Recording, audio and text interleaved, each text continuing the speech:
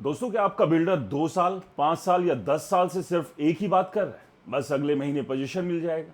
क्या आपने लाखों रुपए भर दिए, ईएमआई भी दे दी, किराया भी दे रहे हैं, लेकिन फ्लैट अभी तक मिला नहीं? और अगर आखिरकार बिल्डर ने आपको फ्लैट दे भी दिया, तो क्या अब आप मुआवजा नहीं मांग सकते?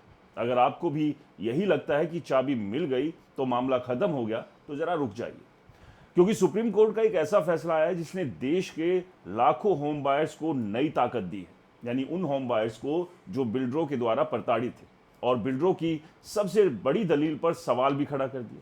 दोस्तों, जरा सोचिए, आपने 2018 में फ्लैट बुक किया था, 2021 में पोजीशन मिलना था, लेकिन 2026 में जाकर चाबी मिली। इन 5 सालों में आपने बैंक की ईएमआई भी भरी, किराया भी दिया, बच्चों की पढ़ाई भी इफेक्टेड हुई और परिवार का सपना भी टूटता रहा। और जब आपने मुआवजा मांगा तो बिल्डर बोला, अब तो आपको फ्लैट दे दिया ना, अब कोई क्लेम नहीं बनता। लेकिन अब सुप्रीम कोर्ट ने साफ कहा है कि सिर्फ फ्लैट की चाबी लेने से आपका मुआवजे का अधिकार खत्म नहीं हो जाता। यानी अगर देरी हुई तो आपका दावा अभी भी जिंदा है और उसकी सुनवाई हो सकती है। इतना ही नहीं, कोर्ट ने यह भी दोहराया है कि बिल्डर एग्रीमेंट में लिखा कोई भी ऐसा क्लोज जो कस्टमर के कानूनी अधिकारों को कमजोर करे, हर हाल में अंतिम सच नहीं माना जा सकता। दोस्तों, इसलिए आज का ये वीडियो हर उस व्यक्ति के लिए है जिसने कभी फ्लैट खरीदने की सोच रहा है या किसी बिल्डर के वादों पर भरोसा कर कर बैठा होगा, क्योंकि अगले कुछ मिनटों में मैं आपको बताऊंगा कि सुप्रीम कोर्ट ने आखिरकार क्या कहा। रेरा आपको कौन कौन से अधिकार देता है, कब रिफंड मिल सकता है, कब ब्याज मिल सकता है और कब मुआवजा मिल सकता है, और किन गलतियों की वजह से हजारों लोग अपना मजबूत केस भी हार जाते हैं। इसलिए दोस्तों, आपसे रिक्वेस्ट है, इस वीडियो को अंत तक जरूर देखिए, क्योंकि हो सकता है आपके करोड़ों रुपए की लड़ाई का जवाब इसी वीडियो में छुपा हो। दोस्तों, भारत का रियल एस्टेट सेक्टर आज लगभग 300 अरब डॉलर से ज्यादा का माना जाता है और अनुमान है कि 2030 तक ये 1 ट्रिलियन डॉलर के करीब पहुंच सकता है। लेकिन इस चमकदार तस्वीर के पीछे एक कड़वी सच्चाई भी है। देश भर में लाखों खरीदार ऐसे हैं जो समय पर पोजीशन नहीं मिलने की वजह से सालों तक परेशान रहे। कई लोग एक साथ ईएमआई और रेंट दोनों भरते रहे।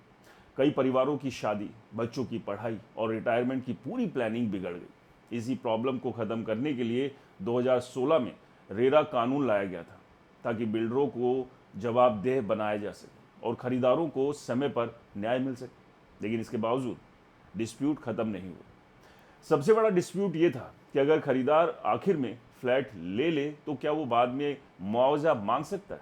दोस्तों, अब सुप्रीम कोर्ट ने इस सवाल पर एक इम्पॉर्टेंट स्पष्टता दी, यानी क्लैरिटी।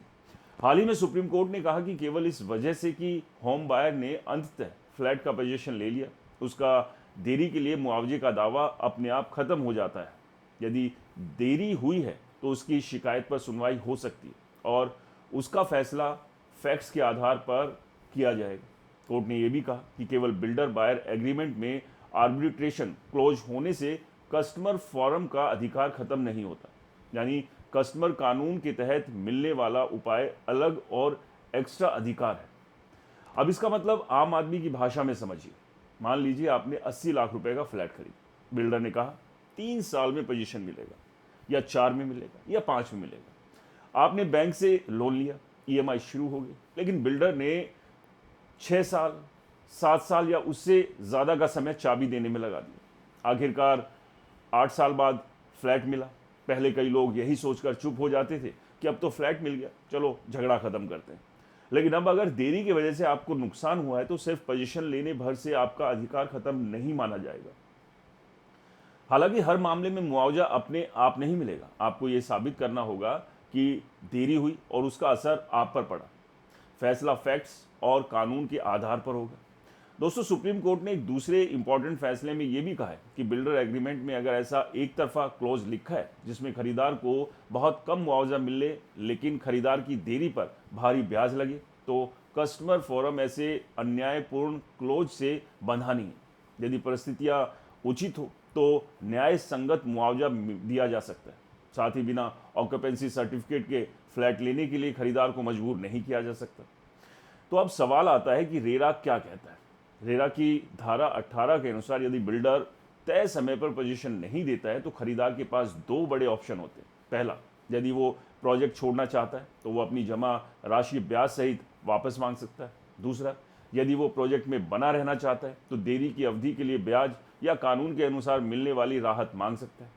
अलग अलग स्टेट्स में ब्याज की दर नियमों के अनुसार अलग हो सकती है, लेकिन हाँ एक ज़रूरी बात समझ लीजिए, सोशल मीडिया पर कई लोग कहते हैं कि हर लेट फ्लैट पर 10 लाख या 20 लाख रुपए का मुआवजा तय है। ये पूरी तरह से सही नहीं। दोस्तों, हर केस अलग होता है। अदालत और रेरा इस बात को देखते हैं कि देरी कितनी हुई, किसकी गलती थी, खरीदार को कितना वास्तविक नुकसान हुआ और एग्रीमेंट की शर्तें क्या थी। इसलिए किसी भी वायरल वीडियो या व्हाट्सएप मैसेज पर भरोसा करने के बजाय अपने केस के डॉक्यूमेंट्स मजबूत रखिए। और हाँ, एक और बात महत्वपूर्ण है कि सुप्रीम कोर्ट ने अपने भी स्पष्ट किया है कि सिर्फ इसलिए बिल्डर को आपके होम लोन का पूरा ब्याज अलग से चुकाना पड़े, ऐसा हर मामले में ज़रूरी नहीं। यानी राहत का स्वरूप केस के तथ्यों पर निर्भर करता है। अगर आपका बिल्डर लगातार तारीख पर तारीख दे रहा है तो सबसे पहले बिल्डर बायर एग्रीमेंट यानी बीबीएस संभाल कर रखिए। उसके बाद भुगतान की सभी रसीदें, bank statement, email, WhatsApp, chat और पोजीशन से जुड़े सभी रिकॉर्ड्स सेफ रखिए। यदि प्रोजेक्ट रेरा में रजिस्टर्ड है तो संबंधित राज्य की रेरा वेबसाइट पर उसकी स्थिति जांचिए।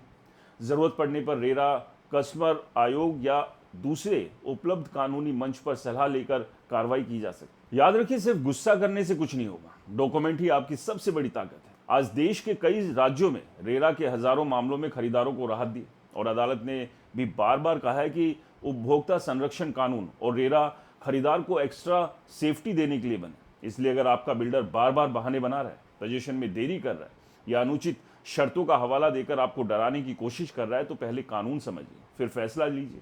लेकिन साथ ही ये भी याद रखिए कि हर मामला अलग होता है और अंतिम राहत संबंधित अदालत या प्राधिकरण तथ्यों, सबूतों और लागू कानून के आधार पर तय करता है। इसलिए किसी भी कानूनी कदम से पहले एक्सपर्ट्स की राय लेना बेहद ज़रूरी है, क्योंकि दोस्तों अक्सर रियल एस्टेट में यही एक सबसे बड़ी प्रॉब्लम है जो बहुत सारे होम बायर्स झेल रहे हैं। आप समझिए कि 2016 से पहले तो हालात ये थे कि बिल्डर किसी भी तरह की क्लैरिटी किसी भी कस्टमर को नहीं देता था। एक भरोसे के साथ कस्टमर बिल्डर के पास अपनी पूंजी को लगा देता था। वो उम्मीद करता था कि बिल्डर जो कह रहा है वो अपने वादे को पूरा करेगा। लेकिन आपने देखा ऐसे बिल्डरों की एक लंबी फहरिस्त है जिन्होंने धोखाधड़ी की। और इनमें ऐसा नहीं है कि कोई छोटे मोटे बिल्डर ही शामिल है, बड़े बड़े नामी ग्रामी बिल्डर भी शामिल हैं जो या तो कुछ जेल के भीतर पड़े हुए हैं या फिर दिवालिया हो गए। लेकिन सबसे ज़्यादा नुकसान किसका हुआ? आपका, यानी उन होम बायर्स का जिन्होंने एक भरोसे के साथ इन बिल्डर्स के पास अपनी मेहनत की कमाई लगा दी। इसलिए दोस्तों हमेशा याद रखिए कि ऐसा नहीं है कि ये 2016 से पहले ही हुआ था। 2016 यानी रेरा आने के बाद भी बहुत ज़्यादा तस्वीर बदली नहीं। हर मोड़ पर कानून में कुछ नई सख्तियाँ ज़रूर लाई जा रही हैं, लेकिन इन सख्तियों का फ़ायदा क्या आम होम बायर को हो रहा है, यानी उस होम बायर को जिसके साथ फ्रॉड हो जाता है। अभी भी आप देखते हैं कि बहुत सारे बिल्डर प्री लॉन्च कर रहे हैं और इस प्री लॉन्च में लोगों को लुभावने ऑफर देते हैं कि अभी आप बुक कर लीजिए, क्योंकि 2 महीने बाद जब हम लॉन्च करेंगे प्रॉपर तो 2000 रुपये महंगा हो जाएगा, यानी पर स्क्वायर फीट 2000 महंगा हो जाएगा। यहाँ पर एक लालच आता है सबके जहन में कि यार चलिए आज 18,000 रुपये स्क्वायर फीट मिल रहा है, 2 महीने में 20,000 रुपये स्क्वायर फीट हो जाएगा, यानी 2,000 रुपये स्क्वायर फीट का सीधा सीधा मुनाफा। लेकिन आप समझिए कि अगर ये मुनाफा ही बिल्डर को देना है किसी को तो वो खुद को क्यों नहीं देगा? 2 महीने बाद वो उसे 18,000 की बजाय 20,000 में क्यों ना बेचे? तो ये मार्केट की स्ट्रैटेजीज हैं, टैक्टिस हैं, ताकि किसी तरह से इन्वेस्टर्स या लोगों को बहला फुसलाकर प्रोजेक्ट में एंट्री करा दी जाए। अब उसके बाद जो इन्वेस्टर्स ये सोच कर एंट्री करते हैं कि चलिए 2 महीने बाद 2,000 रुपये का मुनाफा होगा, 1-1.5 साल बाद जो है और बड़ा मुनाफा लेके वो एग्जिट कर जाएंगे। यहीं पर वो सबसे बड़ी भूल करते हैं, क्योंकि यहाँ पर वो फंस जाते हैं। क्योंकि जब 1.5 साल बाद उन्हें निकलना है, क्योंकि वो अपनी पूंजी उसी हिसाब से मैनेज करते हैं कि 1.5 साल तक की उनके पास पूंजी है, उसके बाद एग्जिट करके मुनाफा करके टाटा बाय बाय करके निकल जाएंगे। लेकिन ऐसा संभव नहीं हो पाता और फिर नई पूंजी का वो जुगाड़ नहीं कर पाते हैं और फिर उस ट्रैप में उलझ जाते हैं। और ये बहुत सारे लोगों के साथ हो रहा है। ऐसा नहीं है कि रियल एस्टेट मार्केट गिरता ही है। रियल एस्टेट मार्केट अगर लॉन्ग टर्म के लिए आप सोच रहे हैं तो बेहतर ऑप्शन हो सकता है, लेकिन शॉर्ट टर्म में एक जुए से ज़्यादा नहीं है, क्योंकि यहाँ लिक्विडिटी की बहुत ज़्यादा प्रॉब्लम है। अगर आपने आज इन्वेस्ट कर दिया और सोच रहे हैं 10 दिन, 2 महीने, 5 महीने बाद आप बेच कर निकल जाएंगे, तो बायर ढूंढना एक बड़ा चैलेंज है। जैसा कि आप देख रहे हैं कि अलग अलग शहरों में अनसोल्ड इन्वेंट्रीज का भी पहाड़ खड़ा हो रहा है। यही कारण है कि लगातार 2016 में भी 2025 के बाद जो मंदी शुरू हुई थी वो दिखाई दे रही है। लेकिन अभी भी जो रियल एस्टेट से जुड़े हुए लोग हैं वो बड़े बड़े दावे कर रहे हैं कि नहीं, किसी तरह का कोई मंदी का दौर नहीं है। हमारे जैसे जो लोग फैक्ट्स आपके सामने रख रहे हैं ये झूठ बोल रहे हैं, इन्हें पता नहीं है। अरे भाई, आप एक बार अपने आप से पूछिए, आप खुद एक बार, मैं आम बायर से कहूँगा, आप खुद एक बार 2-3 बिल्डर्स के प्रोजेक्ट के लिए ऑनलाइन अपनी इंटरेस्ट शो कीजिए कि हमें आपके प्रोजेक्ट में इन्वेस्ट करना है या फ्लैट लेना है। आप देखिए आपके पास दनादन फ़ोन आने शुरू होंगे। वो कहेंगे कि आज ले लीजिए, तुरंत ले लीजिए, वरना उसके बाद मौका आपके हाथ से निकल जाएगा। आपको वो एक डेडलाइन भी बताते हैं कि अगले हफ्ते से महंगा हो जाएगा या सारी जो इन्वेंट्रीज है वो बिक जाएगी। आप उसे कहिए कि नहीं अभी नहीं लेना है, 15 दिन बाद लेना है। आप देखिएगा वो 15 दिन बाद फिर से आपको कॉल करेंगे, कहेंगे कि अभी बस मुश्किल से 2 इन्वेंट्रीज बची है, तुरंत ले लीजिए वरना अभी निकल जाएंगी। लेकिन 2 महीने बाद भी वही सूरत आपको देखने को मिलेगी, यानी कि लगातार कॉल आएंगे। यानी कि अगर माल दनादन बिक रहा है तो फिर रियल एस्टेट से जुड़े हुए लोगों को इतनी जल्दबाजी क्यों है? यानी कि जो चीज़ें बाहर जैसी दिखाई जा रही है वैसी अंदर नहीं। और दूसरी सबसे बड़ी बात ये दोस्तों कि आंख मूंद कर भरोसा मत कीजिए, चाहे कोई आपका जानने वाला हो या ना जानने वाला हो।